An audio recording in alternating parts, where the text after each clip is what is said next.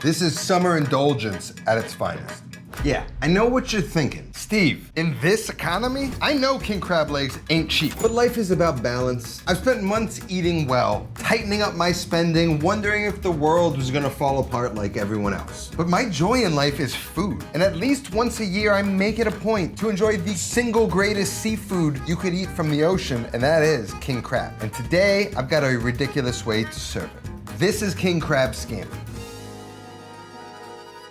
Now, scampi is a beloved dish. And a few weeks ago when I was in Chicago for my friend Adam Witt's wedding, I had this crab scampi dish, which to me was a great idea, but not executed to like my taste buds. It didn't have king crab. And if we're going for like my one indulgent king crab recipe for the year, we're gonna have to elevate the dish in a few ways. And it starts with my spicy Calabrian chili garlic confit puree. First thing we gotta do is confit some garlic. And I've got one of these little pots here. I use it more so for decorating than anything, but it actually is perfect for roasting or confiting a small amount of garlic. Now, it's the summer here. I've got my farmer's market hard stem or hard neck garlic. Rather than layers, it's fat bulbs around the stem, one layer. To me, it's just a little bit of a better flavor. You can see the skins and the peel, it's still like moist, still not cured and not dried out. Getting fresh garlic is one of the joys of summer, so make sure you try and find a farmer's market if you got one. By November, you buy as much as you can once it's nice and cured, and you try and use it for as long as you can in the winter. But I'm kind of just looking to mostly fill up this container. And there are fewer bulbs in these, but they're nice, fatter bulbs. What I'm gonna do, fill it up with some olive oil. And just to be careful, I'm gonna put it on a little sheet tray, cover it, toss it in the oven for like an hour. I got the oven set at 300. We're just gonna let these cook. Next thing we need to do is create a crab butter. First thing we're gonna do is shuck our king crab legs. And now king crab legs come frozen. That's why it's just better to do it at home and save a little bit of money, because they're gonna charge you 3 times what you would pay, and they're likely getting them frozen as well. And so what I did is I got these yesterday and then I let them sort of defrost. I lifted them on this wire rack and all that water just sort of settled at the bottom. So what we can do is just drain it. So I got a cutting board and I've got a platter that we can sort of lay out and store our nice pieces of king crab. And now, like lobster, there is a way to do this properly. Starting by the fat end, I'm gonna start taking apart the knuckles, right? So once we've got this joint taken apart, we're gonna set that off to the side. Now I'm gonna take the next joint, bend it the other way, and what I wanna do is wiggle it, almost like the same way you wiggle the claw out of the lobster. What we wanna pull out is these vertebrae, right? So now what I know is in this piece, pure crab meat from head to toe. Now what we're gonna do is the same thing. Go one joint down, separate it, and try and remove these vertebrae, right? The next shell holds the vertebrae for the previous meat, right? So when we pull it out, it's connected to this shell. So now I know there's clean meat in there as well. And then here, same thing, pull that out. And then what we wanna do, take our knife and we can just sort of cut the shell. It's a lot thinner, easy to cut. And then we can just remove this fat piece. What we want to do is reserve these shells. These shells are the flavor we're going to add to the crab butter. So what I'm going to do is got a bowl, and I'm just going to cut smaller pieces. The smaller the piece, the more flavor we can extract into the butter. And we've got our meat here. We're going to place it on our towel. Now, what you want to do is the ends, you just want to snip off of each piece. Again, reserving the claws. Then all you got to do, bang it out on your hand, and then you got perfect claw meat. Place that nicely on the towel. Again, chop up the shell. Then we just repeat, snip the end, pull out that perfect claw meat.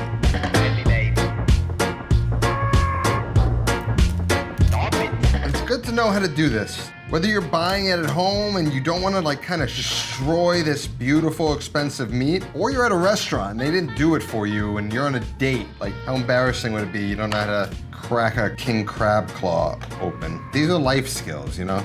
And the reason you snip it is because sometimes there's these little snaggles that will prevent it from sliding right out of the shell. So you just gently cut a little bit open and it literally just slides right out. That's what you pay for, that you don't want to destroy trying to remove from the shell. Now I've got one more left. 3 would be great for like 2 people. I'm gonna make it for 1. I'm gonna save my expensive king crab claw and enjoy it later. But so here we have our shucked meat, right? Now see these fat, beautiful pieces right here? Pure succulent crab meat. I'm gonna cut these in half. I'm gonna use these fat pieces as garnish, right? Then I'm gonna take the rest. See this meat? This meat we can sort of shred into little bits and incorporate that into the pasta directly. So we've got crab inside and crab outside. Also gives you a moment to sort of feel for any shell that might have made its way in. So we've got our 2 crab legs shucked. Just gonna place a damp paper towel over it, place it back in the fridge till we're ready to use it. Here we've got our chopped up king crab shells. We're gonna take this flavor and extract it into a crab butter. To add some more flavor, we're gonna add a little lemon zest, of course the stick of butter to make our butter, and some garlic, some aromatics, add some more flavor. If you don't know, a scampi is basically a buttery, garlicky, white winey sauce. Lemony as well. So I'm just gonna take my garlic and smash it. So I've got my saucier on medium-high heat. To that, I'm gonna add 1 stick of butter. I'm probably not gonna use all of it, but you should use a stick because at the end of it, you're gonna yield much less than a stick, and it doesn't hurt to have some crab butter laying around. While it's melting, we're gonna add the garlic and peel the zest of a lemon into the mix. And once that butter is hot and melted and that garlic begins to brown, we can toss in those chopped crab shells and toast them in butter for about 8 to 10 minutes until they begin to brown and sort of give off that crab flavor into the butter. So now, while that butter is just steeping for a minute, I'm gonna set this bowl up. It's a bigger bowl with some ice, smaller bowl inside with a strainer. We're gonna strain out the butter, cool it in this bowl.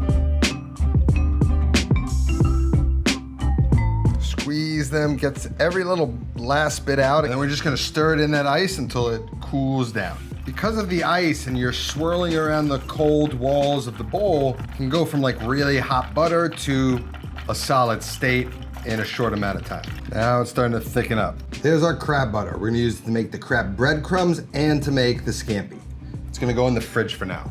In a small pan, we're gonna add about a tablespoon of that crab butter. And once it's melted, we're gonna add in a few tablespoons of breadcrumbs and just toss them in the butter to coat, and then allow them to cook, moving them around often, tossing them until those breadcrumbs become golden brown. Once they're perfect, we're gonna take them off the heat. We're gonna transfer them to a paper towel lined bowl, season them with a little salt and a zest of lemon. Now we can check on our garlic, and it looks like it's almost there. I'm just looking for a slightly deeper brown on the garlic, which is gonna tell me it's nice and sweet and ready to go. So just a little stir and then back into the oven. It's been about an hour. Lightly golden, soft, that's perfect. Again, we're gonna get a strainer. I'm just gonna pour that in. Then we're gonna take that, add that to a nice narrow container. We're gonna take some chopped up Calabrian chili, depends on your taste buds, maybe a tablespoon, maybe a little bit more, along with some of that juice. Gonna add like a tablespoon of the oil. Now let's see if the blender is gonna get it done or I don't have enough in there. You don't really wanna add too much of the oil or liquid, otherwise it might split. I'm looking for like a nice thick puree. So if you're having a hard time like this, I try and tip it off to one side and then just use this kind of like pumping action with the immersion blender. Should be able to do the job. Otherwise, just make double the amount. That'll be easier to puree and you can use it for so many things. Now just 2 more things to prep. We need a few more cloves of garlic to make the scampi with. Go with about 3. This is a garlicky dish. I want lots of layers of garlic. Slice the garlic in half. Paper should just come right off. Line them up, slice them thin.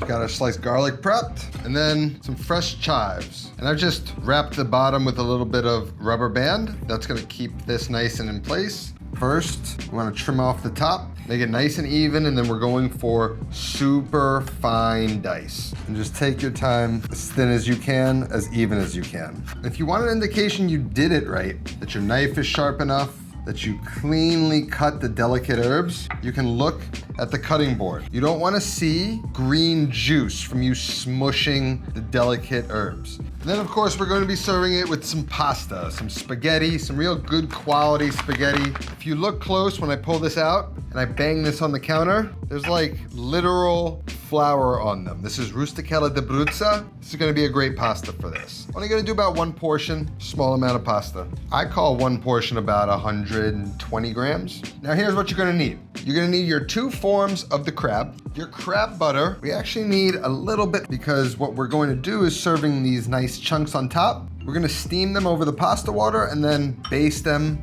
with some nice melted butter. So I'm gonna take that much, maybe like a teaspoon or so, melt that. But you should know, I know we used a stick of butter, but it kind of gets stuck in the shells, right? That's definitely not a stick of butter. So it may sound like a lot, but it's really not that much. So I'm gonna keep this by the stove, and then I'm gonna let the heat from the flame that's heating up my pasta water just sort of slowly melt it. It's already starting to glide. We've got our spicy garlic puree, our sliced garlic, a little chili flake, some more lemon, some white wine, a little Parmesan cheese, and our pasta, and our chopped chives. Now we're ready to cook. So we're gonna add some salt to the boiling water. I just want it to taste like seasoned broth. Then we're gonna drop our spaghetti in it, get it submerged underwater, and then I'm gonna take a wire rack and place it over the boiling water. And I cut those prime nuggets of crab leg into small equal pieces. I'm just gonna place them on the wire rack so they can gently steam and warm up without really needing to cook them.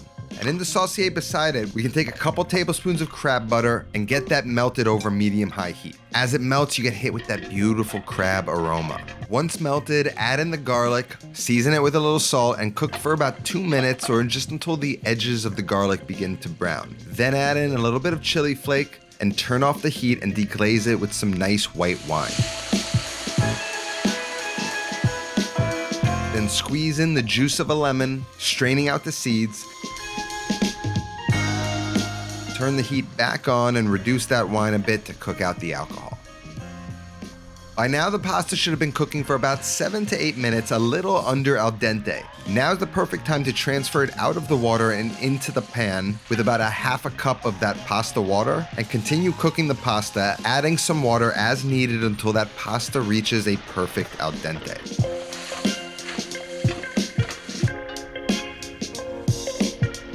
While it's finishing cooking, we can add in that Calabrian garlic chili puree, maybe about half of it for this single portion, and get that mixed in. Now we just want to let that pasta finish cooking in the pan, slowly absorbing that sauce and releasing starch into it to thicken it. Once the pasta has reached a perfect al dente, we're going to turn off the heat.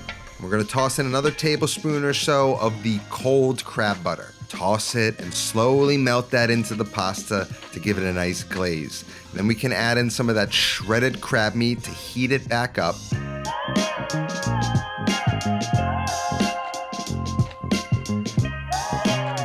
And then finish the pasta with some Parmigiano Reggiano, chives, and to me, that looks as good as it gets. To plate it, we're just gonna twirl a portion of pasta onto some tongs and then lay that flat on a plate.